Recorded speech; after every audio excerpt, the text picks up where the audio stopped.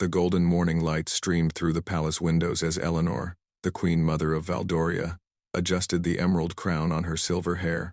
Her fingers trembled slightly, not from age but from the weight of what she was about to do. For 20 years, she had watched from the shadows as her late husband's family controlled the throne. Today, that would change. In the east wing of the palace, Princess Isabella stood before her mirror, unaware of the storm approaching. The young woman had married Prince Alexander 5 years ago, and the kingdom had fallen in love with her warmth and grace. She touched the simple tiara on her dark hair, a gift from the late king. The people called her the future of Valdoria, and she had begun to believe it herself. Eleanor's heels clicked against the marble floor as she made her way to the throne room. The council members were already assembled, their faces showing surprise at her unexpected summons. She had spent months gathering ancient documents, consulting historians, and building her case. The law was clear, though long forgotten. As the widow of the previous king's elder brother, her claim superseded all others. The massive oak doors opened, and Eleanor entered with the bearing of a woman who had waited too long for her moment. The council members rose from their seats, confusion evident in their whispers. Lord Chancellor Marcus, an old ally of Eleanor's, cleared his throat nervously. He knew what was coming. Having helped her prepare the legal arguments in secret, Isabella received the urgent message while taking tea with her ladies-in-waiting. The servant's face was pale as he delivered it. The council required her immediate presence in the throne room. Something in his expression made her stomach tighten with worry. She set down her delicate china cup, the tea suddenly tasting bitter on her tongue. As Isabella hurried through the palace corridors, she noticed the unusual silence. Guards stood stiffly at their posts, avoiding her gaze. Palace staff scurried away when they saw her approaching. The very air seemed charged with tension. Like the moments before a thunderstorm breaks, Eleanor stood at the center of the throne room, holding a leather-bound volume that looked ancient beyond measure. The crown on her head caught the light from the stained glass windows, casting rainbow patterns across the floor. She had chosen her moment carefully, knowing that Prince Alexander was away on a diplomatic mission to the neighboring kingdom. Lords and ladies of the council, Eleanor's voice rang out clear and strong. I come before you today, not as the Queen Mother, but as the rightful heir to the throne of Valdoria. The gasps that followed her words echoed through the vast chamber. Several council members exchanged alarmed glances. Isabella entered just as Eleanor finished her proclamation. The two women's eyes met across the room, and in that moment, Isabella understood everything. The older woman's gaze held triumph, years of resentment, and a hunger for power that had been feeding on itself in the darkness. According to the succession laws established by King Aldrich the Wise 3 centuries ago, Eleanor continued, her voice never wavering. The crown passes first through the elder bloodline before the younger. My late husband, Prince Edmund, was King Robert's elder brother. By right of blood and law, I am your queen. Lord Chancellor Marcus stepped forward, his voice heavy with reluctance. The documents Her Majesty has presented are authentic. The council has verified their legitimacy. The law, though ancient and forgotten, remains binding. He paused, looking at Isabella with sympathy. Princess Isabella's position must be reconsidered. Isabella felt the room spin around her. 5 years of dedication, of learning to love this kingdom and its people, of preparing to be their queen, crumbled in an instant. Her ladies-in-waiting rushed to support her as her knees weakened. This wasn't just about losing a crown. It was about losing her purpose, her future, everything she had built. Eleanor's smile was cold as winter frost. Princess Isabella will, of course, retain her title and remain welcome at court, but the crown of Valdoria belongs to its rightful heir. She touched the emerald crown with possessive fingers. I have waited long enough. The council members shifted uncomfortably. Many had served under the late king and remembered Eleanor as ambitious even then. But the law was the law, and none dared challenge documents bearing the seal of Aldrich the Wise. They began to murmur among themselves. Already calculating how this change would affect their own positions, Isabella straightened her spine, finding strength in her dignity. She would not give Eleanor the satisfaction of seeing her break. If the law declares it so, then I accept the council's decision, she said, her voice steady despite the tears threatening to fall. I serve Valdoria, in whatever capacity I am needed. But even as she spoke the words, Isabella's mind raced. Where was Alexander? He needed to know what had happened. Their carefully laid plans for the kingdom's future, the reforms they had hoped to implement, the promises they had made to the people, all hung in the balance. Eleanor ascended the steps to the throne, each movement deliberate and theatrical. She had rehearsed this moment in her mind 1,000 times. The throne, carved from a single block of marble and inlaid with gold, had called to her for decades. Now, finally, it would be hers. As Eleanor sat upon the throne, the crown's weight seemed to double. Power, she had learned, was not in the wearing of crowns but in the keeping of them, and she had just made an enemy of the most beloved woman in the kingdom. Isabella might have accepted the decision publicly, but Eleanor was not fool enough to believe the younger woman would simply fade away. The great bell of Valdoria began to toll, announcing to the kingdom that a new monarch had been declared. In the streets below, people stopped their daily tasks to listen, wondering what this unexpected change would bring. Many had never known a ruler other than the late king and had looked forward to Isabella's gentle reign. Isabella walked slowly from the throne room, her ladies trailing behind like a funeral procession. Each step took her further from the future she had envisioned. But with each step, her resolve also grew stronger. She would not abandon the people who had placed their faith in her. There had to be a way to fight this, a legal means to challenge Eleanor's claim. In her private chambers, Isabella dismissed her attendants and finally allowed herself to cry. Hot tears of frustration and anger rolled down her cheeks as she paced before the window. Below, she could see the palace gardens where she had spent countless hours planning improvements for the kingdom's hospitals and schools. Eleanor, meanwhile, held her first council meeting as queen. She outlined her vision for Valdoria, one that prioritized the nobility and maintained the traditional power structures. The reforms Isabella had championed were dismissed with a wave of her jeweled hand.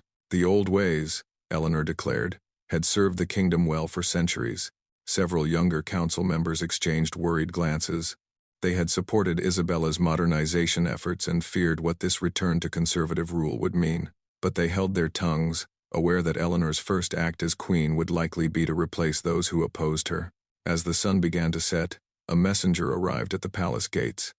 He bore urgent news from Prince Alexander's diplomatic mission. The negotiations had concluded early, and the prince was returning home immediately.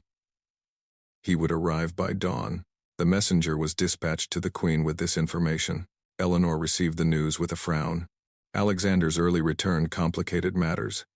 She had hoped to have several days to consolidate her power before facing him. The prince was popular with both the military and the people.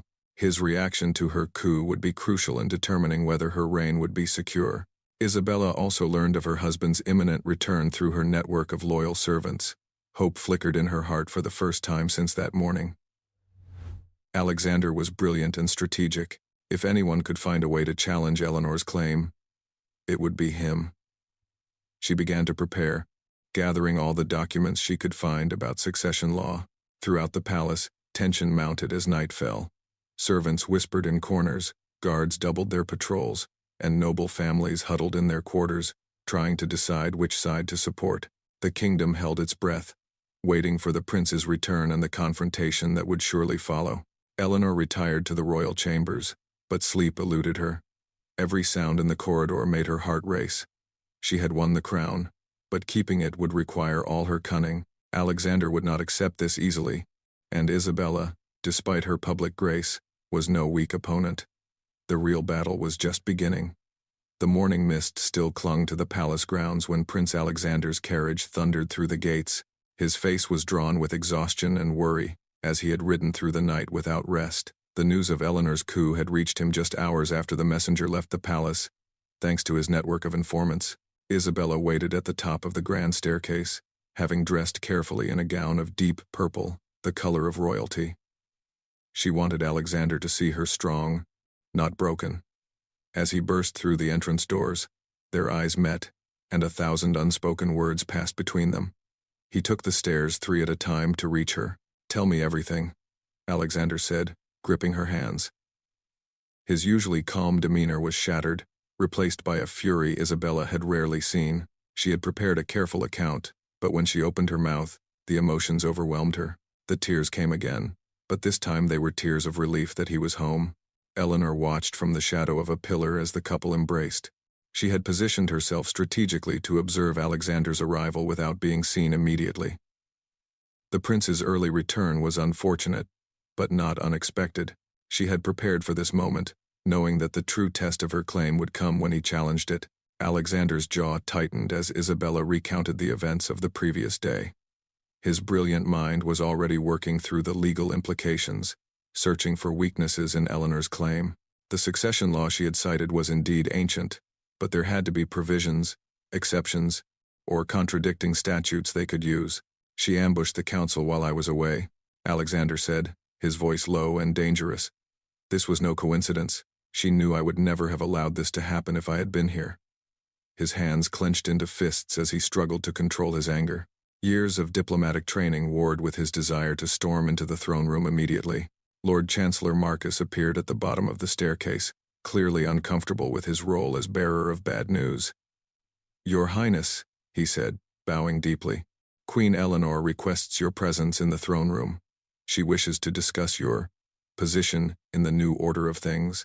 The words Queen Eleanor made Alexander's eyes flash with rage. "She is not queen," he said coldly. "She is a usurper who has taken advantage of an obscure law to steal what belongs to my wife." Marcus flinched but said nothing. He had seen the documents himself and knew the law supported Eleanor's claim, however distasteful it might be. Isabella placed a calming hand on her husband's arm. "We must be smart about this," she whispered. "Eleanor has had time to prepare. If we act rashly, we play into her hands." Alexander nodded, recognizing the wisdom in her words. His wife had learned much about palace politics in their 5 years of marriage. Together, they made their way to the throne room, their footsteps echoing through the corridors. Courtiers pressed themselves against the walls as they passed, not wanting to be caught between the opposing forces. The palace had become a chessboard, and everyone was trying to determine which side would ultimately prevail. Eleanor sat upon the throne as they entered, the morning light making her seem almost ethereal. She had chosen her appearance carefully, projecting an image of serene authority. The emerald crown glittered on her head, a symbol of the power she had claimed. Guards lined the walls, more than would normally be present for a family meeting. "Alexander," Eleanor said, her voice carrying false warmth, "welcome home. I trust your diplomatic mission was successful." The casual tone was calculated to infuriate, treating him as nothing more than a servant returning from an errand. It had the desired effect. Alexander's face darkened with anger. "You know why I am here," Alexander said, stepping forward. "This charade ends now. You have no rightful claim to that throne, and you know it." His voice carried the authority of a man used to being obeyed. But Eleanor merely smiled. She had waited too long to be intimidated now. "On the contrary," Eleanor replied, producing the ancient tome. "My claim is backed by 3 centuries of law. Your own legal scholars have confirmed its authenticity.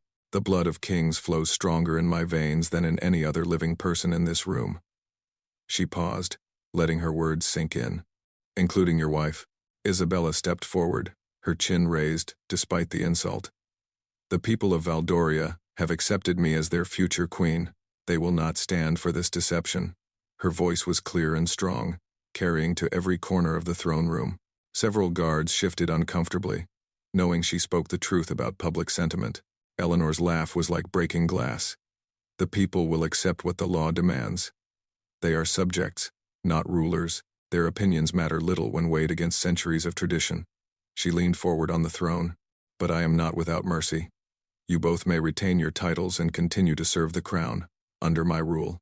Alexander's hand moved instinctively to where his sword would have hung, had he not been required to surrender it upon entering the throne room. "You speak of tradition while trampling on everything this kingdom represents. My uncle chose Isabella as my bride specifically because she embodied the future Valdoria needs." "Your uncle is dead," Eleanor said flatly, "and his wishes died with him. I rule now, and I will restore Valdoria to its former glory, not chase after modern fantasies of progress." She gestured dismissively. "Your wife's charitable projects and reforms can continue, under proper supervision." Of course, the insult was too much for Alexander. He strode forward, ignoring the guards who tensed at his approach. "You have no idea what you've done," he said, his voice deadly quiet. The neighboring kingdoms respect Valdoria because of the progressive leadership Isabella represents. Your backward thinking will isolate us, weaken us. Eleanor stood, using the height of the throne to look down upon him. Young man, I was navigating palace politics before you were born. I know exactly what I'm doing. Valdoria became great through strength, not charity. The nobles support me because they understand this. Your wife's popularity with commoners is irrelevant. But even as she spoke, Eleanor knew this was only partially true. Several noble families had already sent private messages questioning her coup. They had invested heavily in Isabella's reform programs and feared losing their influence. Eleanor would need to move quickly to secure their loyalty through promises or threats. Isabella watched the confrontation with growing concern. Alexander's temper was getting the better of him, exactly as Eleanor had planned. She needed to intervene before he said something that could be used against them. Your Majesty, she said, using the title like a weapon. Perhaps we should discuss this matter privately, as a family. The suggestion caught Eleanor off guard. She had expected continued defiance, not an offer of private negotiation. After a moment's consideration, she nodded. Clear the room, she commanded. I will speak with the prince and princess alone. The guards and courtiers filed out reluctantly, disappointed to miss the drama. Once alone, Eleanor descended from the throne, abandoning some of her theatrical authority. Now then, she said, let us speak plainly. I have the law on my side. You have public sentiment. Neither position is unassailable. The question is whether we tear the kingdom apart with our conflict or find accommodation. Alexander's eyes narrowed. What are you proposing? He knew Eleanor too well to believe she would offer anything without expecting something significant in return. The woman who had waited 20 years for power would not share it easily. A compromise, Eleanor said, surprising them both. I remain queen. But Isabella continues as crown princess. She may pursue her reforms under my guidance. When I die, the throne passes to your children, not my line. In exchange, you both publicly support my succession and help maintain stability. Isabella and Alexander exchanged glances. The offer was more generous than expected, which made them immediately suspicious. Eleanor was many things, but generous was not among them. There had to be a catch, some hidden trap in her words. And if we refuse? Isabella asked. Though she suspected she knew the answer, Eleanor's smile turned cold again. Then I use the full power of the crown to strip you of all titles, seize your lands, and exile you from Valdoria. The law gives me that right. You would become commoners, cast out and forgotten. The throne room fell silent as the weight of the threat settled upon them. Alexander's mind raced through their options. They could fight, certainly. He had allies in the military. Isabella had the people's love. But civil war would destroy everything they had worked to build. Valdoria would bleed while they battled for the crown. We need time to consider, Alexander said finally. This decision affects not just us, but the entire kingdom. Eleanor nodded, having expected this response. You have until sunset tomorrow. After that, I will assume you have chosen defiance and act accordingly. As they left the throne room, Isabella gripped Alexander's hand tightly. They walked in silence until they reached their private chambers, where they could speak freely. Once inside, Alexander exploded, sweeping items from a table in his fury. That woman! She planned this perfectly, waiting until I was gone to strike. Isabella sank into a chair, suddenly exhausted. She's more clever than we gave her credit for. The compromise she offers seems reasonable on the surface, but living under her rule, watching her undo everything we've built. She shook her head. Can we trust her to keep her word about our children inheriting? Alexander began to pace, his strategic mind analyzing every angle. She needs us more than she admits. Without our public support, her reign will be contested at every turn. The people might accept ancient law, but they won't embrace it. She'll face resistance, possibly rebellion. Then why offer a compromise at all? Isabella wondered aloud. Why not simply exile us and rule through fear? Alexander stopped pacing, a realization dawning. Because she's afraid. The law might support her, but laws can be changed, especially unpopular ones. She needs legitimacy that only our acceptance can provide. A knock at the door interrupted their discussion. Captain Marcus of the Royal Guard entered, his weathered face grave. "Your Highnesses," he said, glancing around nervously. "I come not as Eleanor's captain, but as your friend. There are things you need to know about the last 24 hours. The captain revealed that Eleanor had positioned her supporters throughout the palace before making her move. Key positions in the guard, the treasury, and the administration had been filled with her loyalists. She's been planning this for months, possibly years, Marcus explained. But not everyone is happy about it. You have more support than you might think. This information changed everything. If Eleanor had already consolidated power to such an extent, fighting her would be even more difficult than they had imagined. But if there was dissent in the ranks, perhaps they could exploit it. The game was far from over. As night fell over the palace, 3 players in this royal drama prepared for the next day's confrontation. Eleanor, secure in her legal position but aware of its fragility. Isabella, beloved by the people but legally disadvantaged. And Alexander, torn between his desire for justice and his duty to prevent bloodshed. The kingdom waited, holding its breath for the resolution that would determine Valdoria's future. In the streets, people gathered in taverns and markets, debating the unprecedented events. Some supported tradition and law, others championed progress and popular choice. The division that Eleanor had created threatened to tear the very fabric of society. In her chambers, Isabella stood on her balcony, looking out over the city lights. Somewhere out there were the orphanages she had founded, the schools she had built, the hospitals she had modernized. Could she abandon them to Eleanor's backward rule, or was there another way, a path that neither accepted defeat nor invited civil war? Alexander joined her, wrapping his arms around her from behind. "Whatever we decide," he said softly, "we decide together. Eleanor may have won this round, but the game is far from finished." Isabella leaned back against him, drawing strength from his presence. Tomorrow would bring new challenges, but tonight, they had each other. In the royal chambers, Eleanor stood before a mirror, adjusting the crown that still felt foreign on her head. Power, she had learned, was easier to seize than to hold. The young couple would not go quietly into submission, and the people's love for Isabella was a weapon that could not be countered with laws alone. She would need to be cleverer than ever to secure her position. As midnight approached, a secret meeting convened in the palace's hidden chambers. Lords and ladies who questioned Eleanor's coup gathered to discuss their options. The kingdom stood at a crossroads, and their decisions in the coming hours would echo through history. The crown might sit on Eleanor's head, but the battle for Valdoria's soul had only just begun. Dawn broke blood red over Valdoria, painting the palace walls in ominous shades. Isabella had not slept, spending the night poring over legal texts with Alexander and their secretly gathered allies. Hidden in the dusty corners of the royal library, they had discovered something that made Isabella's heart race with hope. Lord Pemberton, the elderly keeper of royal records, had risked everything to bring them a document that Eleanor's researchers had overlooked. His gnarled hands shook as he presented it to the young couple. "Your Highnesses," he whispered, "this changes everything. It's a codicil to King Aldrich's succession law, added 50 years after the original statute. The document, authenticated with the seal of King Aldrich's grandson, stated that succession claims based on the original law could be challenged if the claimant had been absent from the kingdom for more than 15 continuous years.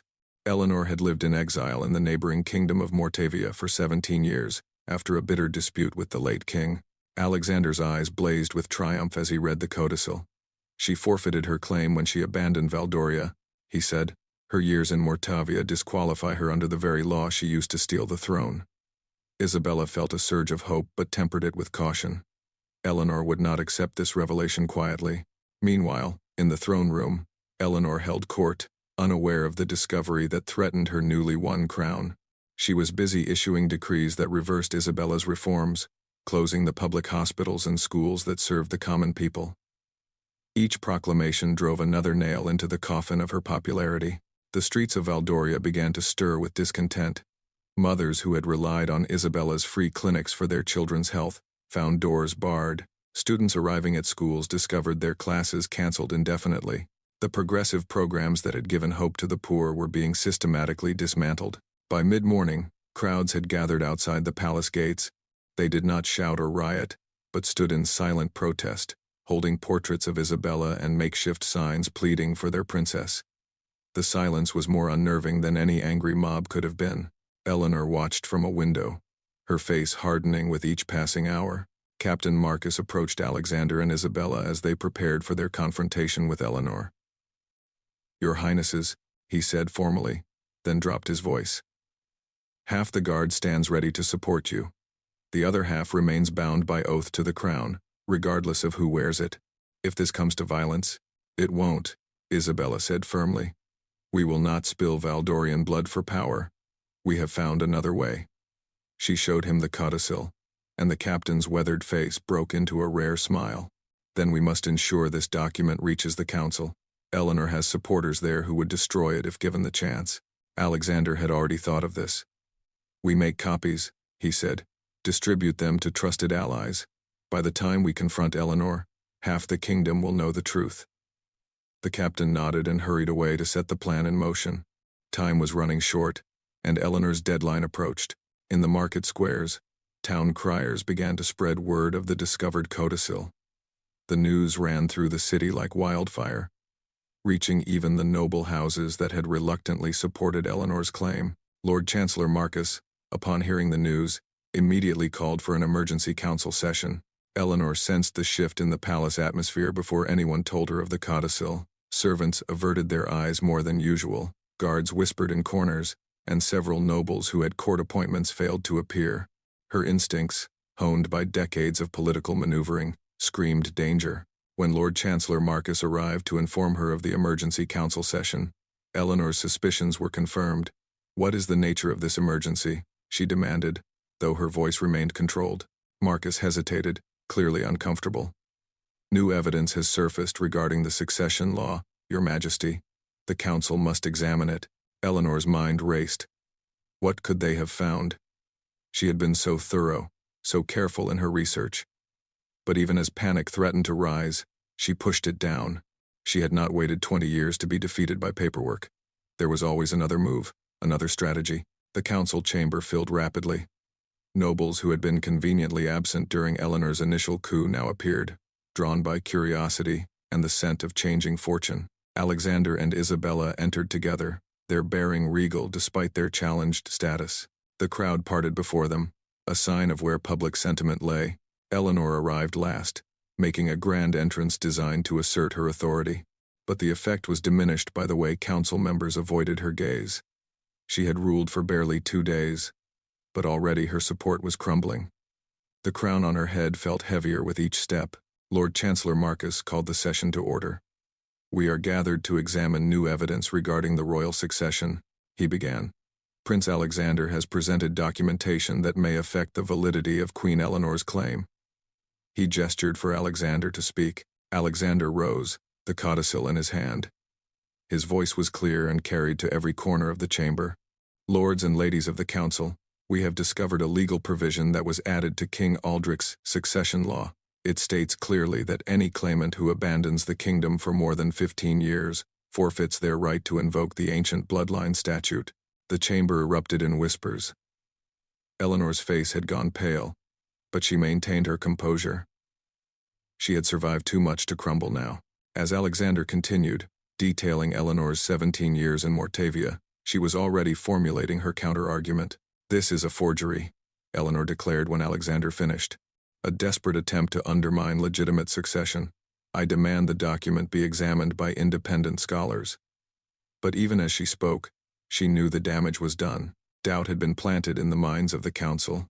Lord Pemberton stepped forward, his aged voice carrying surprising strength. "I stake my reputation of 60 years' service on this document's authenticity. I pulled it from the archives myself, where it has rested undisturbed for 2 centuries. The seal is genuine. The parchment aged correctly, the ink consistent with the period." More murmurs filled the chamber. Lord Pemberton was respected by all, known for his absolute integrity. If he vouched for the document, few would dare challenge it. Eleanor felt the throne slipping away from her grasp, but her pride would not allow her to show weakness. Isabella rose to speak, her voice gentle but firm. "We need not let this divide our kingdom further." Eleanor raised a valid point about ancient law, and we have responded with additional legal context. Let the council vote, according to our traditions, and let us all abide by their decision. The proposal was masterful. By calling for a vote, Isabella positioned herself as the reasonable party, willing to accept the council's judgment. Eleanor, who had used legal technicality to claim the throne, could hardly refuse to submit to legal process now. She was trapped by her own strategy. As the council prepared to vote, a commotion arose from outside. The silent crowd at the gates had swelled to thousands, and their silence had broken. Chants of "Isabella, Isabella" echoed through the palace walls. The people had made their preference clear. Adding pressure to the council's deliberation, Eleanor stood, making one last attempt to salvage her position. "I have ruled for 2 days," she said, her voice carrying the authority of those years spent preparing for this moment. "In that time, I have shown decisive leadership. I have begun to restore Valdoria to its traditional values. Will you cast that aside for a foreign princess?" The insult to Isabella sparked anger in Alexander, but his wife placed a restraining hand on his arm. Eleanor was desperate now, resorting to xenophobia. Isabella had been born in a neighboring kingdom, but she had become more Valdorian than many natives through her service and dedication. "I was not born in Valdoria," Isabella acknowledged, addressing the council. "But I have chosen it, loved it, served it with every breath for 5 years. I have walked among its people, learned their struggles, and worked to ease their burdens." Can Eleanor say the same after 17 years of self-imposed exile? The contrast was stark. Eleanor, who claimed the throne by blood but had abandoned the kingdom. Isabella, foreign-born, but dedicated to Valdoria's people. The council members shifted in their seats, the weight of decision pressing upon them. History would judge their choice. Lord Chancellor Marcus called for the vote. One by one, the council members cast their ballots. The process was ancient, each member placing a white stone for Eleanor or a black stone for Isabella in a ceremonial urn. The clink of each stone echoed in the tense silence. Eleanor watched the voting with a fixed smile, but those who knew her could see the calculation in her eyes. She was counting, already knowing she had lost but determining by how much. A narrow defeat might be contested. An overwhelming one would end her ambitions forever. When the last vote was cast, Lord Chancellor Marcus emptied the urn. The black stones outnumbered the white by a ratio of 3 to 1. The council had spoken decisively. Isabella would retain her position as crown princess, and Eleanor's brief reign was over. "The council has determined," Marcus announced formally, "that the codicil to King Aldrich's law is valid and binding. Eleanor's claim is nullified by her extended absence from the kingdom. Princess Isabella remains the rightful heir to the throne of Valdoria." The chamber erupted in celebration, but Isabella raised her hand for silence. She approached Eleanor, who stood frozen by the throne she had occupied so briefly. "You raised important questions about our laws and traditions," Isabella said. "Your knowledge and experience could serve Valdoria well, if you choose to stay." The offer was generous, more than Eleanor deserved after her attempted coup. But it was also strategic. Better to keep a potential enemy close than let her plot from exile. Eleanor's eyes narrowed as she considered the proposal. Pride warred with pragmatism in her expression. "You would have me serve under you?" Eleanor asked, her voice bitter. "After I held the crown itself?" Isabella's response was measured. "I would have you serve Valdoria, as we all do. Your ambition clouded your judgment, but your intelligence remains valuable. Help us build a stronger kingdom." Alexander tensed, clearly opposed to showing such mercy to the woman who had tried to destroy their lives, but he trusted Isabella's judgment. Her compassion had always been her strength, turning enemies into allies through understanding rather than force. Eleanor looked around the council chamber, seeing the mixture of relief and wariness on the faces around her. She had gambled everything and lost. The question now was whether she could salvage anything from the wreckage of her ambitions. "I need time to consider," she said finally. "Take all the time you need," Isabella replied. "But know that the offer is genuine. Valdoria needs wisdom as well as progress. Perhaps together we can find the balance that has eluded us separately." She extended her hand to Eleanor, a gesture of reconciliation. Eleanor stared at the outstretched hand for a long moment. Accepting it would mean acknowledging defeat, abandoning the dreams of power she had nursed for 2 decades. But refusing would mean exile, or worse. Slowly, reluctantly, she took Isabella's hand. The chamber erupted in applause. Outside, the news of the council's decision spread rapidly. The crowd's chants turned to songs of celebration. Spontaneous festivals broke out in the streets as people celebrated the preservation of their beloved princess's position. The reforms would continue. The schools would reopen. Hope was restored. In the throne room, Eleanor formally relinquished the crown she had worn so briefly. Her hands trembled slightly as she removed it, but her face remained composed. Whatever else could be said about Eleanor, she knew how to maintain dignity in defeat. The crown was returned to its proper place, awaiting the day Isabella would wear it. "You have won more than a crown today," Eleanor told Isabella quietly as the formal ceremonies concluded. "You have won the harder victory, turning an enemy into, if not a friend, then at least no longer a foe. Your uncle would be proud. You are more queen already than I ever was." The admission cost Eleanor dearly, but it also freed her. The burden of ambition she had carried for so long began to lift. Perhaps there was honor in service without power, wisdom in acceptance rather than endless striving. She was too old to change completely, but not too old to learn. As the sun set on this tumultuous day, the palace began to return to normal. Guards returned to their regular posts, servants resumed their duties with renewed enthusiasm, and the machinery of government ground back into motion. The crisis had passed without bloodshed, a testament to the wisdom of all involved. Alexander and Isabella stood together on their balcony, watching the celebrations in the streets below. "You took a great risk, offering Eleanor a place here," Alexander said. "She could still prove dangerous." Isabella leaned against him, exhausted but content. "Every person deserves a second chance, even queens who lose their way." "You're too forgiving," Alexander said, but his tone was affectionate. "Perhaps," Isabella agreed, "but forgiveness builds stronger kingdoms than fear. Eleanor has skills we can use, and keeping her close prevents her from becoming a rallying point for discontent. In time, she might even become a true ally." In her new quarters, far humbler than the royal chambers she had briefly occupied, Eleanor sat alone with her thoughts. The crown was gone. The power she had craved dissolved like morning mist, but in its place was something unexpected, a chance to matter without ruling, to contribute without controlling. She picked up a pen and began to write. If she was to serve as advisor to the future queen, she would do it properly. Her years of study, her understanding of history and law, her connections throughout the noble houses, all could be placed at Isabella's disposal. It was not the role she had envisioned, but perhaps it was the one she was meant to play. The palace settled into quiet as night fell. In the council chambers, clerks worked by candlelight to record the day's momentous events. History would remember this not as the day a queen fell, but as the day a kingdom chose unity over division, forgiveness over revenge, and progress over the past.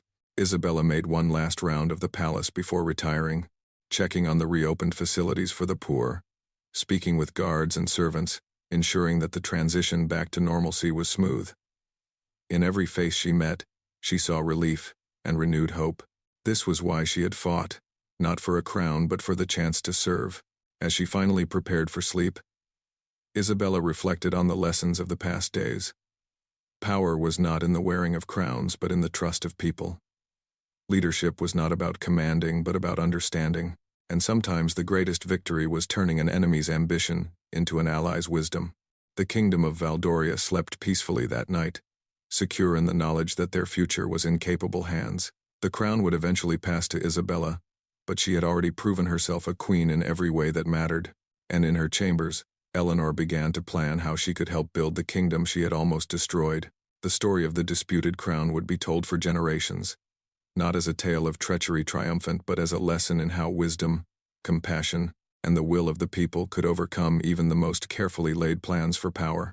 Valdoria had weathered its crisis and emerged stronger, united under leaders who understood that true royalty was found in service, not in bloodlines or ancient laws.